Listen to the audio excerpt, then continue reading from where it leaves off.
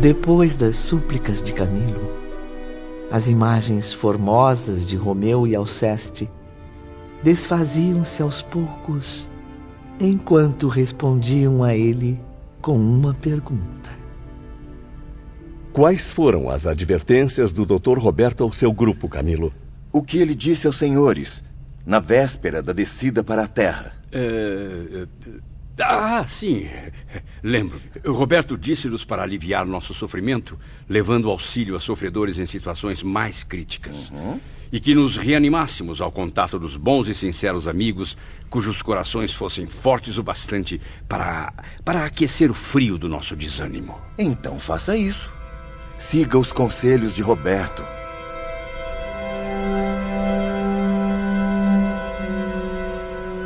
Reuni então todas as forças de que era capaz. Impus serenidade aos sentidos e orei também, pedindo socorro e proteção a Deus. A solidão me deixava aterrorizado, Ivone.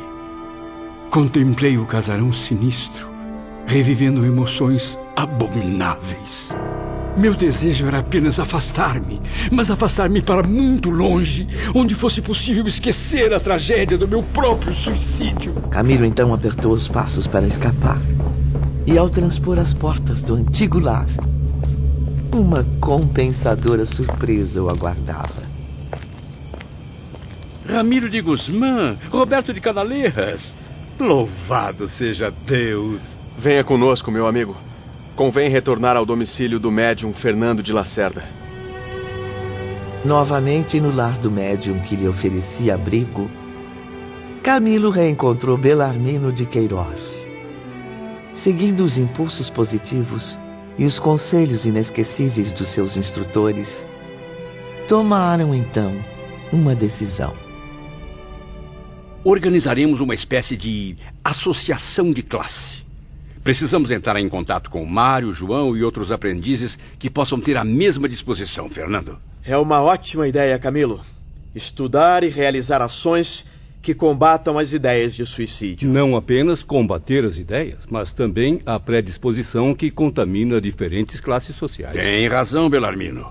Através dos nossos testemunhos francos e minuciosos sobre a realidade do mundo em que vivemos, seremos capazes de alterar muitos destinos para melhor.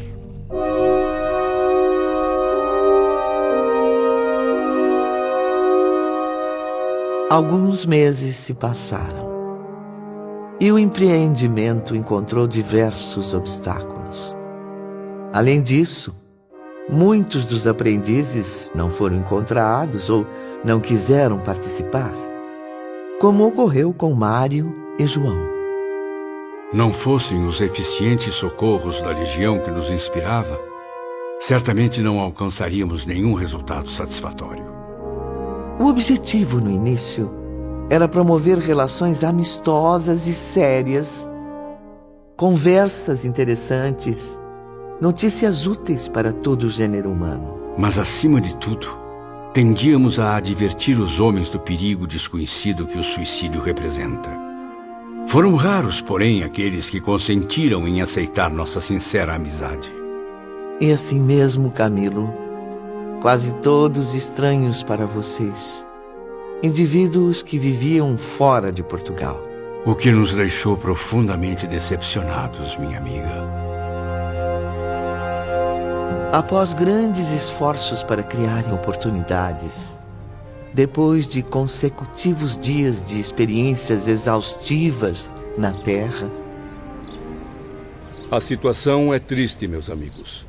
Já descobrimos diversos médiums aqui e ali, mas até agora, nada. Não suporto mais ser espezinhado. Como ousam duvidar da minha qualidade literária? Dizer que meus versos de agora não são tão puros quanto os habituais. Alguns colegas médiums até estão bem intencionados, Camilo, com boa vontade para ouvi-lo. Porém, infelizmente, representam a minoria. Acabam sendo induzidos pela impiedosa comitiva que geralmente os cerca. Fernando bem o disse. Essa comitiva de arrogantes nega-se a nos dar crédito, Camilo. Somos repelidos rispidamente. Jamais imaginei passar por tamanho vexame. Críticas, zombarias, ofensas, só isso que recebemos. Bando de mal-educados. Tratam-nos como vagabundos. Já fui chamado até de mistificador e mal-intencionado. Já tentamos, por diversas vezes, narrar as surpreendentes aventuras causadas pelo suicídio ou descrever a vida do além-túmulo, mas sempre desviam as atenções dos assuntos sérios. Compreendo sua indignação, meus amigos. Muitos médiuns ainda preferem tratar de banalidades e questões medíocres, o que também me causa enorme decepção. Deus do céu, o tempo corre e nada registramos de bom e meritório no severo livro da consciência. Tive uma ideia que talvez possa mudar completamente o destino desse projeto. Pois então, diga logo, Fernando. Suas ideias serão sempre bem-vindas. Após vários meses de inverno, o dia amanheceu claro e ensolarado em Lisboa, não notaram? Vamos dar um passeio pelos jardins da cidade, que apesar de nos causar tantas decepções, ainda continua bela e acolhedora. Conversaremos sobre a ideia no caminho. O sol brilhava, como há muito não acontecia nas proximidades da capital portuguesa. Camilo, Belarmino e Fernando caminhavam entre as frondosas macieiras e a sugestão do médium era muito bem recebida. Brasil! Mas é claro! Como não pensamos nisso antes? Como sabem, é um país irmão que acolherá de bom grado as ações que planejam executar. Certamente haverá muito menos preconceito do que em nossa pátria. Sim. Ainda me lembro da formosa reunião a que assistimos certa noite no interior de Minas Gerais, onde fomos levados por nossos educadores do Instituto Maria de Nazaré. Está decidido. Vamos tentar falar com os brasileiros e ver se alcançamos algo positivo. Compreendo o seu entusiasmo, Camilo. Porém, como faremos para chegar até lá? Orem, meus amigos. A oração simples, verdadeira, é a melhor forma de alcançarem este objetivo. Mais uma vez, Fernando estava certo. Os incansáveis legionários atenderam às preces dirigidas pelas mentes ansiosas de Camilo e Belarmino e encaminharam os aprendizes, então, ao Brasil, transportando-os facilmente sob sua proteção. Foi uma verdadeira bênção de Maria de Nazaré. Ofereceram-nos novas instruções num abrigo espiritual seguro, sob a proteção do qual estaríamos livres de surpresas desagradáveis.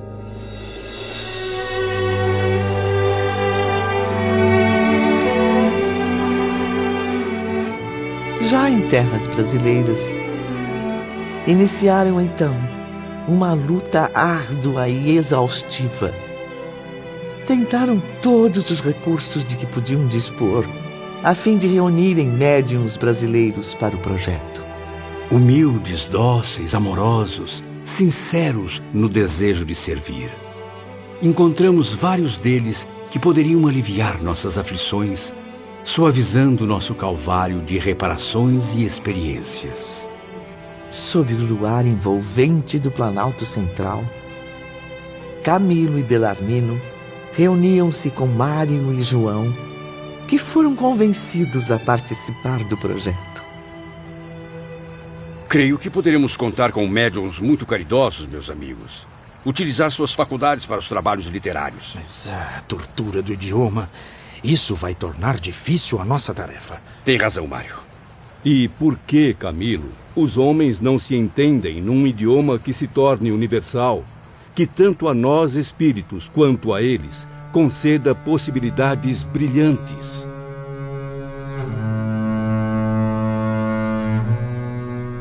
Numa noite em que se achavam tristes e desanimados, sob o abrigo da instituição brasileira, os aprendizes foram surpreendidos por uma visita iluminada, a do espírito de Fernando, cujo corpo carnal adormecia profundamente em Portugal.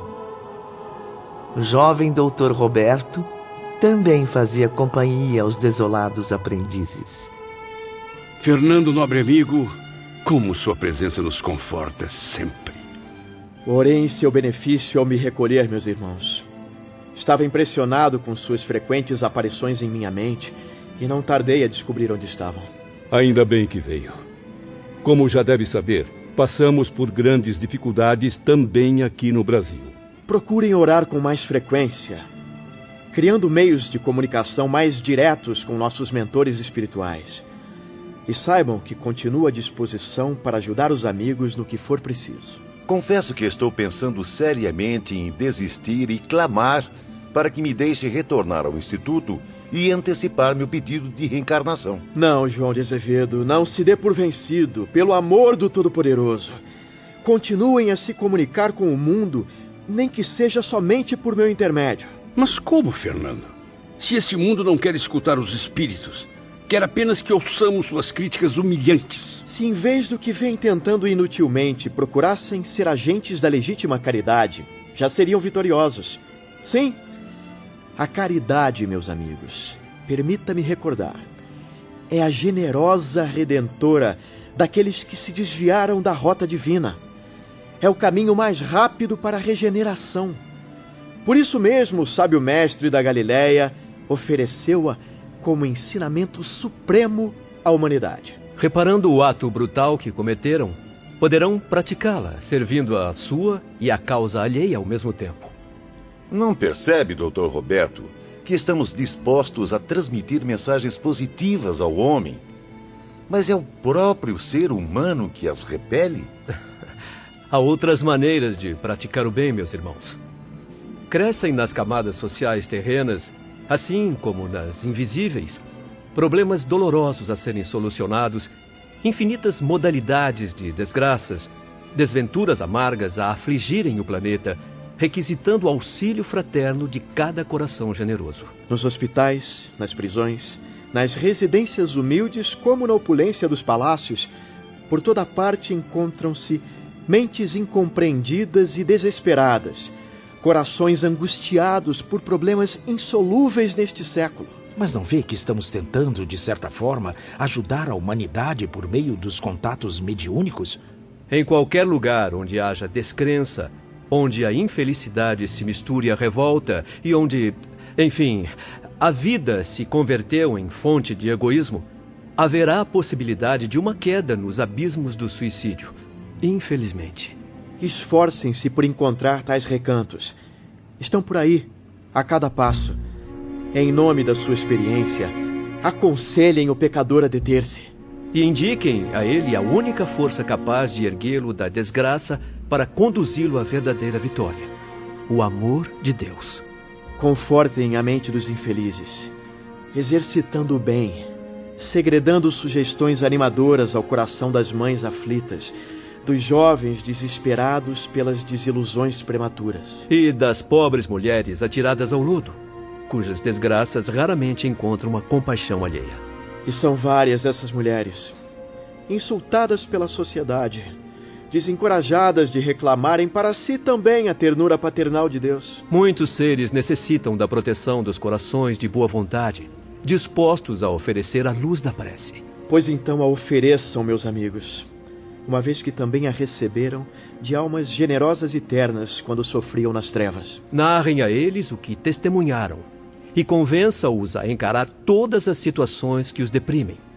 Sim, com aquela paciência e aquele valor que faltaram a vocês, a fim de que não venham a passar pelos mesmos dramas. Então devemos abdicar agora do contato com os médiuns? Esquecer o projeto de levar ao mundo nossas mensagens esclarecedoras? Esquecer não, mas prorrogá-lo por algum tempo, Camilo. Mas até quando esperar, Fernando? Até quando encontrarem médiuns cujas vibrações se adaptem às suas. Não se preocupe com as glórias vividas, meu amigo. Elas despencaram com você nos abismos do passado que não soube honrar. Evite a vaidade de se identificar nos discursos ou mensagens psicografadas através dos médiuns. Ainda que afirme grandes verdades, não será como antes. Seu nome glorificou-se de enorme popularidade sobre a Terra, e a Terra não se conformará em vê-lo retornar filtrado pela mente humilde de médiuns desconhecidos. Prefiram, portanto, as ações da caridade prudente e secreta, e bem cedo reconhecerão a luz de muitas alegrias.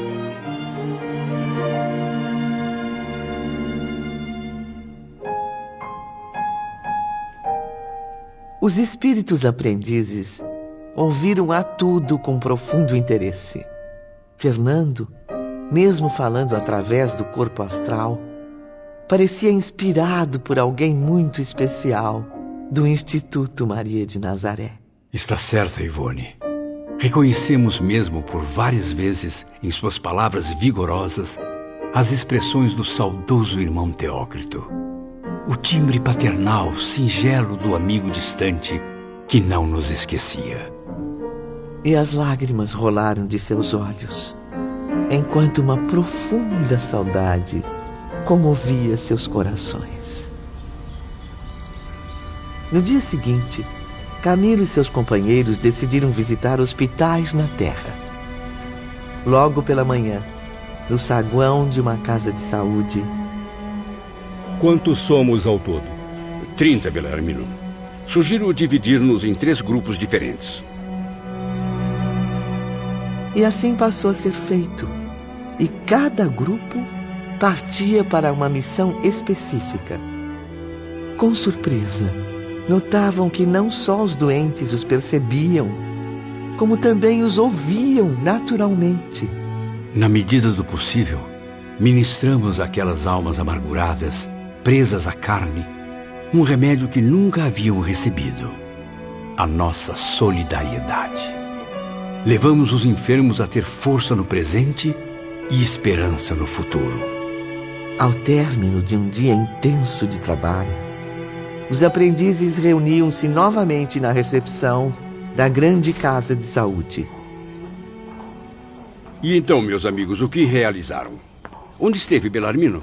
Preferi dirigir-me aos tuberculosos. Sugeri que tivessem paciência, esperança e bom ânimo. Procurei confortar os que possuem débitos de existências antigas ou consequências desastrosas de erros do próprio presente. E você, Camilo, como foi o seu dia? Meu remorso forçou-me a procurar aqueles que estão ficando cegos. Aconselhei-os a orar sempre. E o resultado foi incrível. Obtive êxito em muitos casos. Corações marcados pelo desânimo reanimaram-se diante das minhas sinceras vibrações. Amanhã pretendo não me concentrar somente nos hospitais. Quero também encontrar pelas ruas, pelas estradas, pobres cegos e miseráveis para lhes servir de conselheiro, murmurando aos seus pensamentos o grande conforto da divina palavra. E quanto a você, meu caro João de Azevedo? Como sabe, Mário, na vida passada, fui escravo do vício do jogo.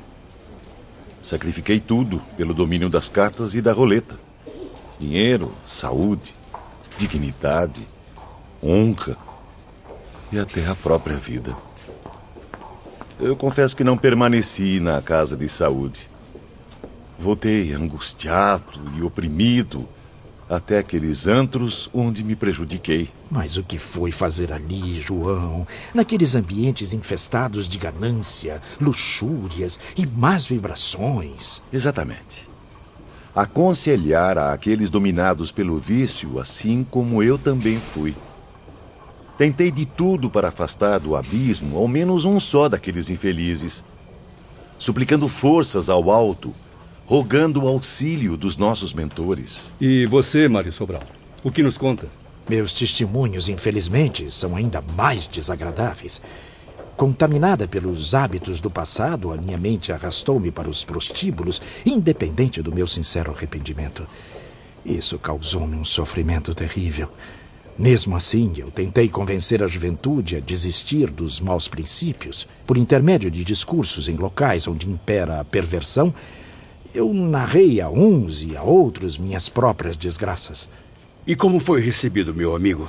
Não me respeitaram, Camilo.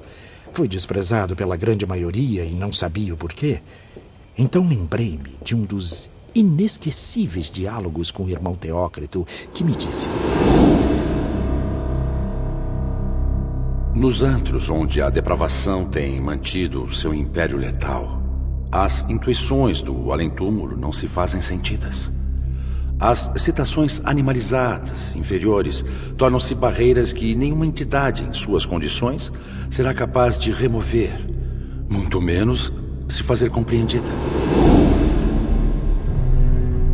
Nos dias e noites seguintes, estenderam os serviços às prisões, obtendo êxito no sombrio silêncio das celas. E por fim, Ivone, invadimos domicílios particulares à cata de sofredores inclinados ao suicídio.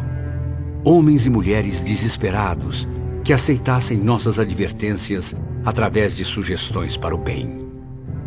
Havia casos em que os aprendizes tinham a seu alcance somente um recurso: sugerir a ideia da oração e da fé nos poderes supremos. Induzir aquelas criaturas, geralmente mulheres, a se devotarem amplamente à crença que possuíam.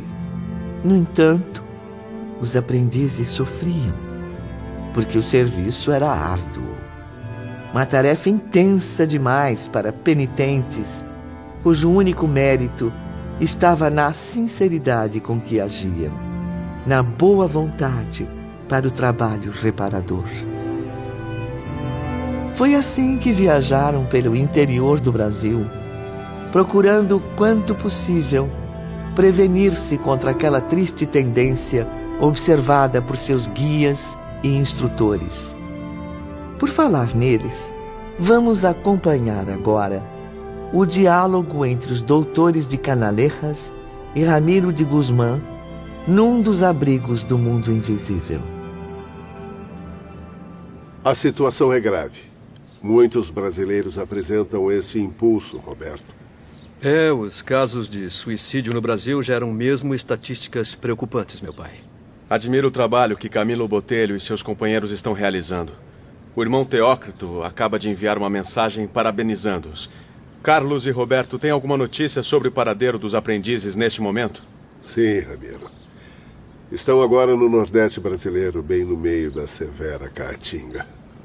Rendem homenagens ao sertanejo heróico que, em lutas incessantes contra a eterna seca, não descrê jamais nem do seu Deus, nem do futuro. Povo esperançoso, sempre na expectativa de dias melhores, de uma pátria compensadora que, na verdade, só os encontrará no seio da imortalidade. E o que está previsto para os próximos dias? Permanecerão ainda um bom tempo no Brasil, participarão de diferentes peregrinações, nas quais receberão grandes aprendizados. O que iluminará suas mentes com novos e férteis conceitos filosóficos. Soube que o irmão Teócrito providenciou a eles encontros com espíritos elevadíssimos. Exatamente, Ramiro. Representantes da direção espiritual das terras brasileiras, a exemplo do Dr. Bezerra de Menezes e o brilhante poeta Bittencourt Sampaio. Ambos oferecerão aos aprendizes exemplos comoventes, notáveis, colhidos do cotidiano de muitos brasileiros. Bem conheço esses exemplos, meus caros.